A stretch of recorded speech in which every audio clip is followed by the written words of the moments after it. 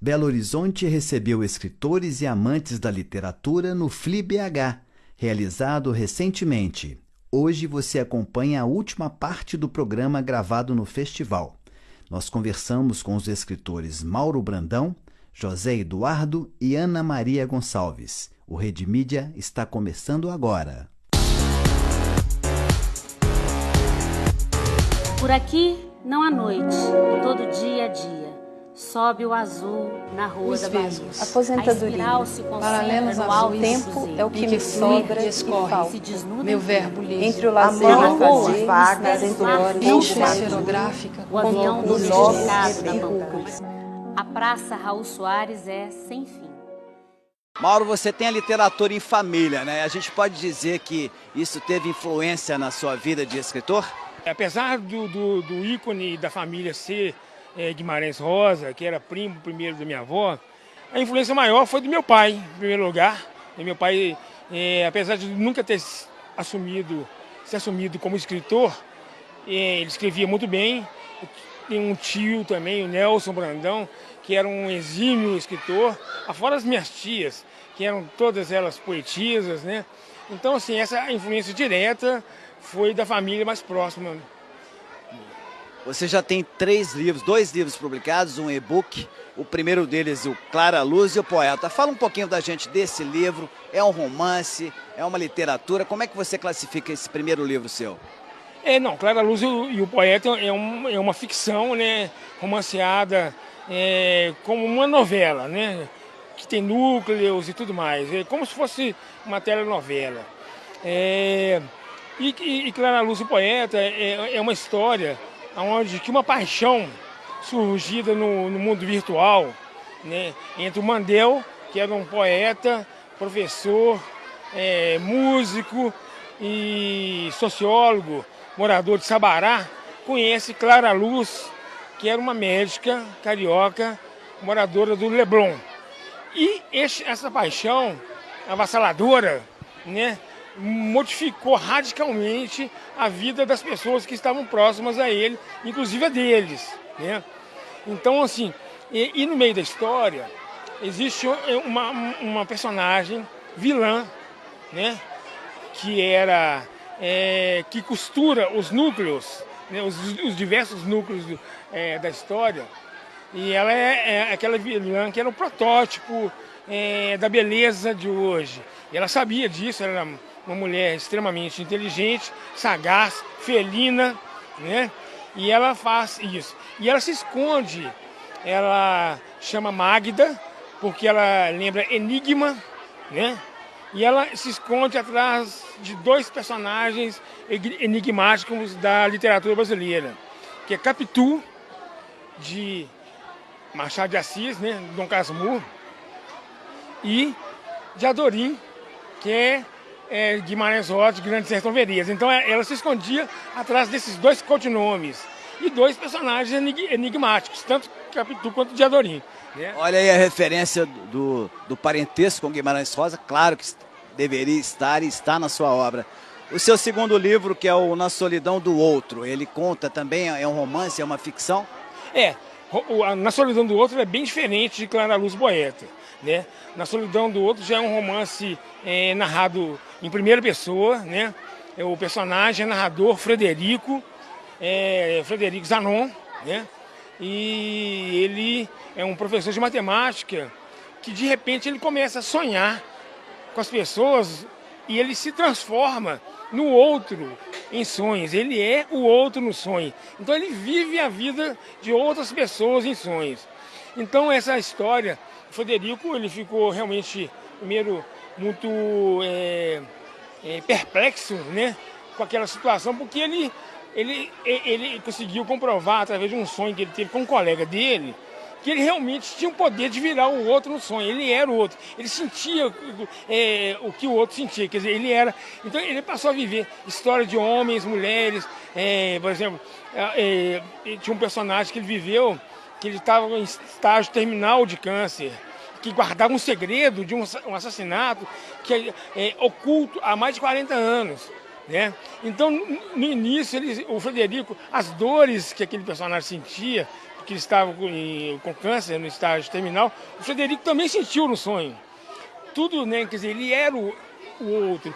Por isso que chama Na Solidão do Outro. A venda maior foi do Clara Luz ou do Na Solidão do Outro? Na Solidão do Outro, ele vendeu mais do que Clara Luz Poeta, ele está na segunda edição, né? Porque a história do Frederico Zanon,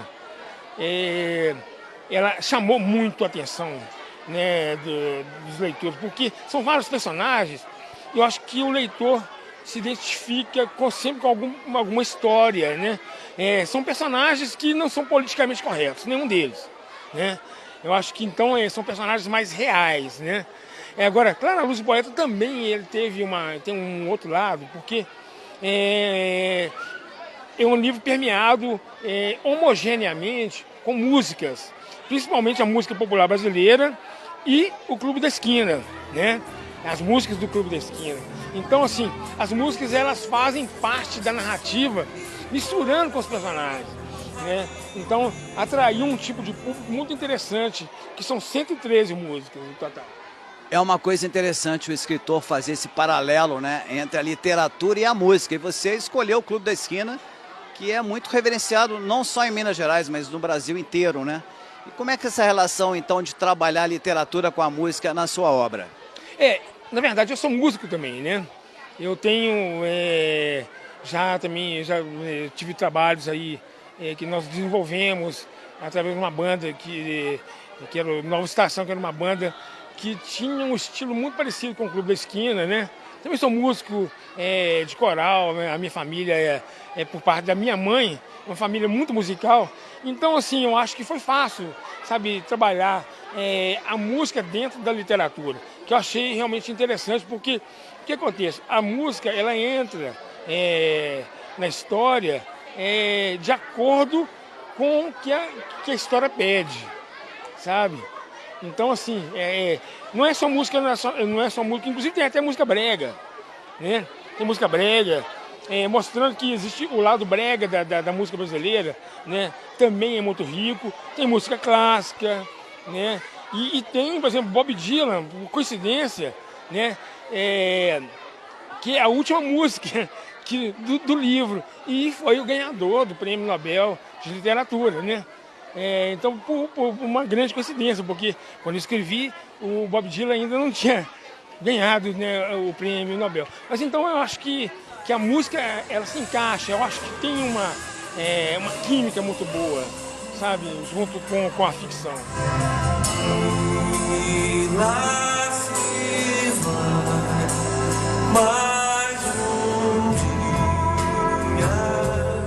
Mauro, como é que é a relação com a editora? Você vê quais dificuldades para um escritor em relação à editora? Foi fácil para você entrar e ter os seus livros publicados por uma editora?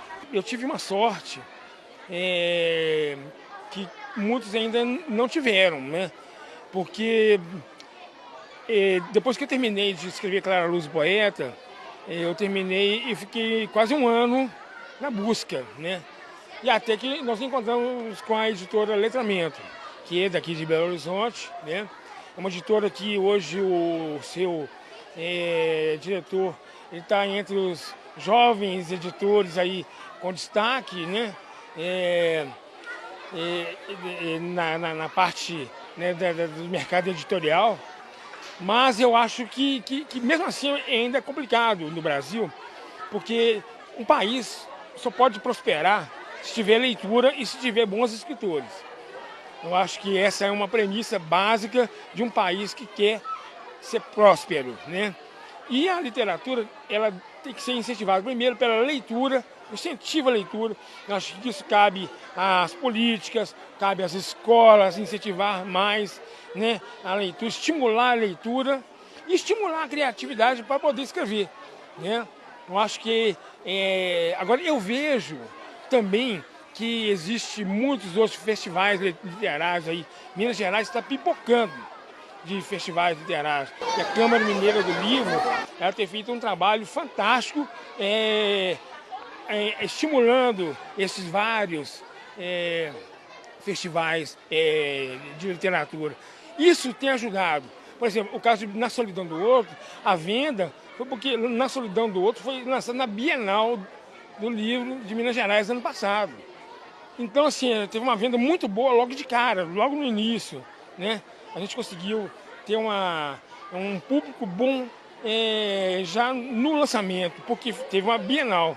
Então, para o escritor, é muito importante participar, igual a gente está participando agora da FLI, né, da Primavera Literária aqui em Belo Horizonte, e participar de outros eventos, né? Porque esse contato do escritor com o leitor é que faz realmente a literatura ficar cada vez mais forte. Como é que funciona? Como é que você cria? Em que você se baseia? Em que momento você escreve? Como é que funciona?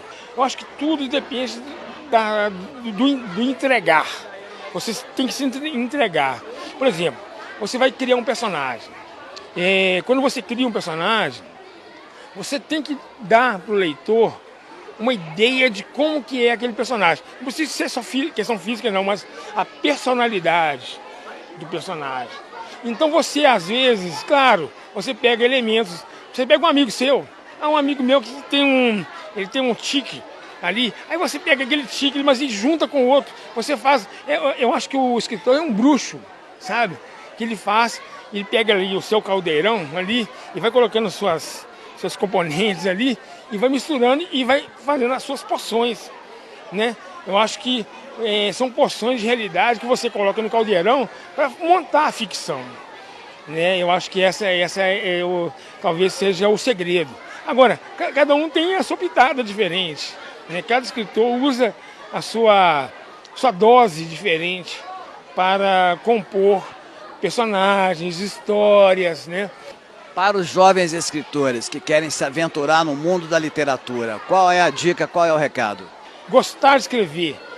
Sabe, o escritor, como qualquer artista, ele tem que ser o primeiro a gostar daquilo que ele faz. Você tem que ter vontade, sabe? Tem que ler bastante.